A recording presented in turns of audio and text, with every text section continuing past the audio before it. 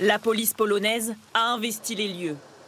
Dans le cratère formé par l'explosion, les enquêteurs s'activent. C'est ici, à Przewodów, qu'un missile s'est écrasé hier, faisant 2 morts. Le village polonais se situe à seulement 6 km de la frontière ukrainienne. Sur place, les habitants sont inquiets. J'ai peur, je n'ai pas dormi de la nuit et je regarde la télévision depuis ce matin. De nombreuses questions me traversent la tête. J'espère que c'est un missile perdu.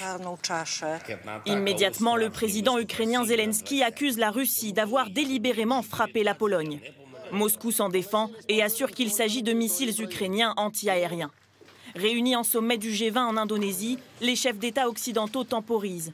Car la Pologne est membre de l'OTAN. Une attaque russe sur son sol entraînerait alors une réponse collective de l'Alliance. Les analyses sont en cours. Nous coopérons avec la Pologne pour savoir exactement ce qui s'est passé.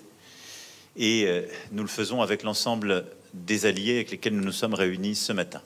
Le président américain Joe Biden, lui, écarte déjà la thèse d'un tir russe. Il est improbable, d'après la trajectoire du missile, qu'il ait été tiré depuis la Russie. On verra. D'où vient le missile? Visait-il la Pologne?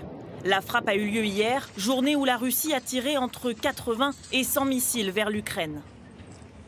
La détermination de l'origine du tir va être très compliquée puisque une centaine de missiles dans le ciel ukrainien, ça fait beaucoup de monde.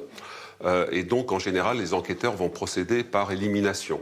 C'est-à-dire qu'ils vont regarder est-ce qu'il y a eu des tirs de missiles russes dans la zone près de la frontière polonaise.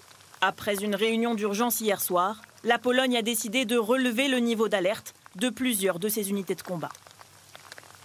Oui, à l'instant, dernière déclaration, le président polonais juge hautement probable que le missile qui a tué 2 personnes sur son sol ait été utilisé par la défense ukrainienne. Vous pouvez suivre cette actualité sur notre site et notre application gratuite TF1 Info.